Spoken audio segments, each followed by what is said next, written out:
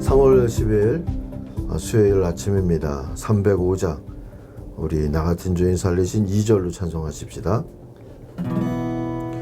큰 죄악에서 건지신 주의 고마워. 나 처음 믿은 그 시간 귀하고 귀하다. 아멘. 로마서 6장 말씀을 우리 이우성 전도사님과 교독하겠습니다. 그런즉 우리가 무슨 말을 하리요? 은혜를 더하게 하려고 죄에 거하겠느냐? 그럴 수 없느니라. 죄에 대하여 죽은 우리가 어찌 그 가운데 더 살리요?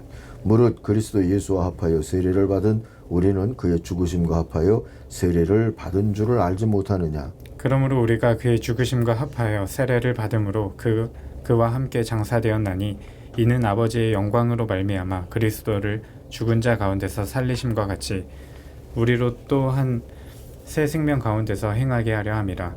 만일 우리가 그의 죽으심과 같은 모양으로 연합한 자가 되었으면 또한 그의 부활과 같은 모양으로 연합한 자도 되리라.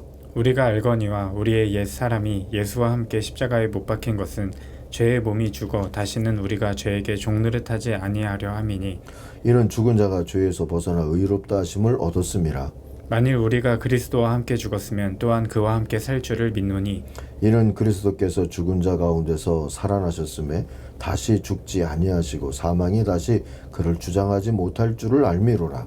그가 죽으심은 죄에 대하여 단번에 죽으심이요 그가 살아계심은 하나님께 대하여 살아계심이니 이와 같이 너희도 너희 자신을 죄에 대하여는 죽은 자요 그리스도 예수 안에서 하나님께 대하여는 살아있는 자로 여길지어다. 그러므로 너희는 죄가 너희 죽을 몸을 지배하지 못하게 하여 몸의 사욕에 순종하지 말고 또한 너희 지체를 불의의 무기로 죄에게 내주지 말고 오직 너희 자신을 죽은 자 가운데서 다시 살아난 자 같이 하나님께 드리며 너희 지체를 의의 무기로 하나님께 드리라. 죄가 너희를 주장하지 못하리니 이는 너희가 법 아래에 있지 아니하고 은혜 아래에 있음이라. 그런즉 어찌하리요? 우리가 법 아래에 있지 아니하고 은혜 아래에 있으니 죄를 지으리요? 그럴 수 없느니라. 너희 자신을 종으로 내주어 누구에게 순종하든지 그 순종함을 받는 자의 종이 되는 줄을 너희가 알지 못하느냐? 혹은 죄의 종으로 사망에 이르고 혹은 순종의 종으로 의에 이르느니라. 하나님께 감사하리로다. 너희가 본래 죄의 종이더니 너희에게 전하여 준 바 교훈의 본을 마음으로 순종하여 죄로부터 해방되어 의에게 종이 되었느니라. 너희 육신이 연약함으로 내가 사람의 예대로 말하노니 전에 너희가 너희 지체를 부정과 불법에 내주어 불법에 이른 것 같이 이제는 너희 지체를 의에게 종으로 내주어 거룩함에 이르라.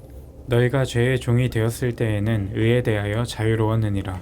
너희가 그때 무슨 열매를 얻었느냐? 이제는 너희가 그 일을 부끄러워하나니 이는 그 마지막이 사망임이라. 그러나 이제는 너희가 죄로부터 해방되고 하나님께 종이 되어 거룩함에 이르는 열매를 맺었으니 그 마지막은 영생이라. 죄의 삭은 사망이요 하나님의 은사는 그리스도 예수 우리 주 안에 있는 영생이니라.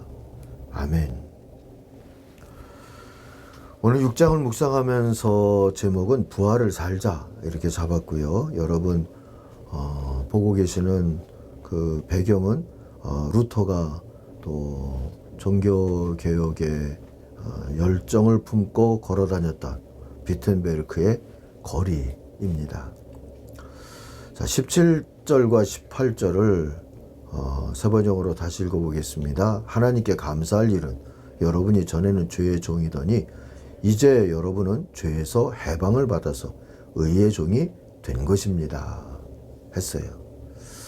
자, 제목을 부활을 살자라고 잡았는데 부활을 살려면 먼저 죽어야죠. 부활하려면 죽어야 하니까요. 2절이 그 얘기입니다. 죄에 대하여 죽었다 하는 선언 말입니다. 이걸 묵상해 보십시다. 죄는 아담이 에덴 동산에서 하나님을 등질 때부터 거기 있었죠. 그게 죄니까요. 그 결과 곧 죄에 대한 심판은 죽음으로 왔어요. 이제 하나님을 떠난 인간, 곧 죄인은 죽으려고 사는 것과 같아요. 다른 희망은 없습니다. 이걸 자동차 운전으로 비유해 볼 수 있을 것 같아요. 인간이라는 자동차가 있어요. 거기 내비게이션을 의지해서 달려가는데 그 내비 이름이 죄예요. 이 죄라는 내비가 끌고 가는 방향을 고속도로의 하행선이라고 치면 목적지는 죽음이라는 도시인 셈이죠. 죄라는 내비가 자동차에 붙어 있는 동안, 그리고 자동차가 그렇게 굴러가는 동안 인간에게 살 소망은 없습니다. 그런데 인간이란 자동차가 죄라는 내비에 대해 죽었다 할 수 있는 거죠. 죽음으로 가는 하행선으로만 이끌던 내비에 대해서 죽고 구원의 상행선으로 이끌 새로운 내비에 대해 살게 된 거예요. 그리스도 예수 안에서 말이죠. 그 내비의 이름이 그래서 메시아 예수인 겁니다. 그 내비는 나라는 차 안으로 뚫고 들어왔어요. 대체로는 이건 정말 아니다 싶은 어떤 고통이나 환난이나 또는 사고나 이런 게 있을 때 뚫고 들어오시기가 쉽죠. 빛이 뭔가 이렇게 항아리 같은 게 깨지면 그 깨진 틈, 크랙이라고 그러죠. 그 안으로 빛이 들어오는 것처럼요. 그래서 이 깨지는 게 클수록 빛이 많이 들어오죠. 그래서 죄가 있는 곳에 은혜도 크다. 이런 얘기가 가능해질 수 있는 겁니다. 어떻게 뚫고 들어오셨든 어쨌든 이 예수라는 내비가 인간이라는 자동차 안에 뚫고 들어와서 이제 함께하게 됐다면 이게 새로운 희망이 되는 거 아니겠습니까? 우리들의 입장에서는 오직 은혜죠. 난 그저 새로운 내비가 나를 구원의 상행선으로 데려가 줄 믿고 영접하면 되는 거예요. 이렇게 나라는 곧 인간이라는 자동차가 새로운 내비를 영접하고 나서 우리는 살게 되는 거죠. 부활을 사는 거죠. 자, 10절로 넘어가서 보십시다. 그럼 예수는 어떻게 인간을 생명으로 인도하는 내비가 되셨는가? 오늘 말씀은 그리스도께서 죽으신 것은 죄에 대하여 단 한 번만 죽으신 것이요. 그가 지금 살아계시는 것은 하나님께 대하여 사시는 것입니다 했어요. 단 한 번의 죽으심과 부활, 이 편에는 죄가 있고 저 편에 하나님이 계시죠. 이 편에 대해서 사는 것은 저 편에 대해서 죽는 거고 그런 거예요. 아담은 하나님께 대하여 죽어서 죄에 대해서 살았어요. 그런데 예수는 반대로 죄에 대해서 죽어서 하나님께 대해서 사셨죠. 양쪽에 대해서 동시에 죽거나 둘 다 사는 그런 길은 없어요.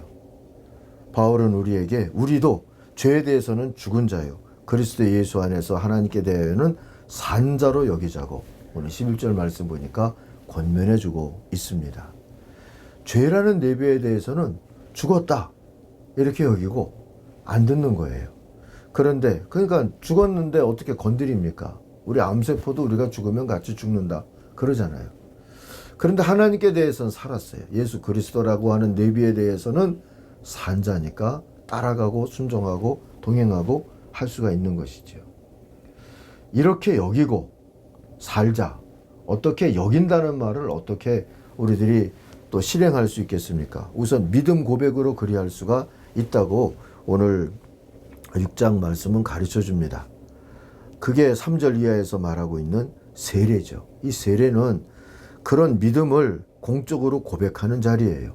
우리 세례를 보면 원래 침례잖아요. 물속에 푹 잠겨서 옛사람은 죽는 거예요. 다시 일어나서 사는 거예요. 죄에 대해서 죽고 예수에 대해서 하나님에 대해서 사는 거죠. 세례가 그런 믿음을 공적으로 고백하는 자리예요. 6절이 그 얘기입니다. 옛사람은 예수와 함께 죄에 대해서 죽어서 7절에 보니까 죄에서 해방됐다는 것을 알게 됐다. 우리가 알거니와 그랬는데 믿게 됐다는 뜻입니다. 그리고 8절 보면 우리가 그리스도와 함께 죽었으면 그와 함께 우리도 또한 살아날 것도 알게 됐다고 믿게 됐다고 깨우쳐주죠. 여러분 세례식 때마다 내 세례식이 아니어도 내 세례식은 한 번이지만 1년에 한 2차례씩 하는 세례식에 꼭 참석하세요. 그래서 우리도 함께 고백하면서 또 확인하는 겁니다. 성찬식도 마찬가지예요. 우리가 옛사람은 죽고 새사람으로 사는 거다. 예수에 대하여 사는 거다. 죄에 대한 죽은 거다. 이거를 거듭 고백하는 자리가 성례식의 자리인 겁니다. 자, 두 번째는 13절 보니까 하나님께 자신을 의의 병기로 힘써 드리는 것을 통하여서 죄에 대해서는 죽고 예수에 대해서는 살았다. 이렇게 여기면서 살 수 있다고 깨우쳐 줍니다. 죄와 싸우려고 애쓰는 것보다 그리스도 안에서 하나님을 향해 살고자 애쓰라는 말씀이죠. 그게 생명의 은혜로 나아가는 길이 되기 때문입니다. 죄와 싸워 이기는 게 우리가 할 일이 아니에요. 그건 주님이 하셨어요. 그럼 우리는 어떻게 합니까? 승리하신 주님께 나를 드려서 이길 수 있는 거예요. 내가 죄와 싸워서 이기는 게 아니라 승리하신 주님께 나를 드려서 우리가 이기는 거라고요. 그건 예배와 선교 그리고 공동체에 나를 드리는 것과 같을 수 있어요. 그래서 일상에서 시간, 공간, 재능, 은사 같은 것이 의의 병기로 힘써 드려지는 그런 삶을 여러분 살아가실 수 있기를 바랍니다. 그리고 세 번째로는 18절 보니까 아이의 의의 종, 정의의 종이 되어서 사는 겁니다.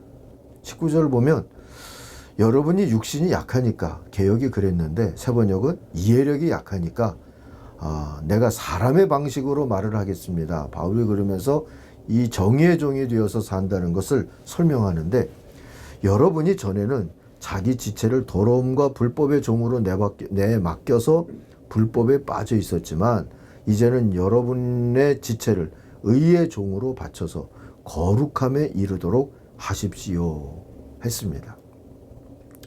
12장에 가서 우리가 보게 될 산제물로 드려라 하는 말과 같아요. 제물은 원래 죽은 건데 산채로 드리라는 겁니다. 그 모습으로 하나님 앞에서 우리들의 삶을 살아가게 될 때 일상에서 우리가 예수 내비화가 되는 거죠.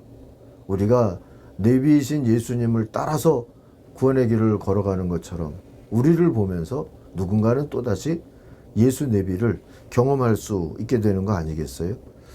그게 아침 큐티에 나오는 성인과 범인의 차이가 그런 거 아닌가 싶어요. 성인은 참여하고 범인은 후회한다는 말이 있는데 이왕이면 성인으로 살 소망을 가지십시다. 차이가 뭡니까? 참회는 고치는 거예요. 후회는 안 고치는 거예요. 우리가 일상 속에서 정의 종이 된다는 것은 인도하심에 따라 계속 고쳐가며 거룩에 이르는 거 아니겠습니까? 이렇게 성인, 거룩한 종이 되어가는 우리들의 일상이 되기를 바랍니다. 기도하겠습니다. 하나님 아버지, 죄에 대해서는 죽고 의에 대해서, 예수에 대해서 우리의 구원의 내비가 되신 주님의 인도하심에 대해서는 늘 산자가 되기를 소망합니다. 그런 자로 여기며 살라 하셨으니 공적으로 믿음의 고백의 자리를 지킬 뿐 아니라 매일매일 우리가 의의 병기로 주님께 나 자신을 드리고 정의의 종이 되어서 살기를 소망하게 하여 주시옵소서. 특별히 오늘의 성도들이, 특별히 교회의 지도자들이 그렇게 거룩한 종들이 되도록 축복하여 주옵소서. 예수님의 이름으로 기도하옵나이다. 아멘. 하늘에 계신 우리 아버지, 아버지의 이름을 거룩하게 하시며 아버지의 나라가 오게 하시며 아버지의 뜻이 하늘에서와 같이 땅에서도 이루어지게 하소서. 오늘 우리에게 일용할 양식을 주시고 우리가 우리에게 잘못한 사람을 용서하여 준 것 같이 우리 죄를 용서하여 주시고 우리를 시험에 빠지지 않게 하시고 악에서 구하소서. 나라와 권능과 영광이 영원히 아버지의 것입니다. 아멘. 같이 기도하겠습니다.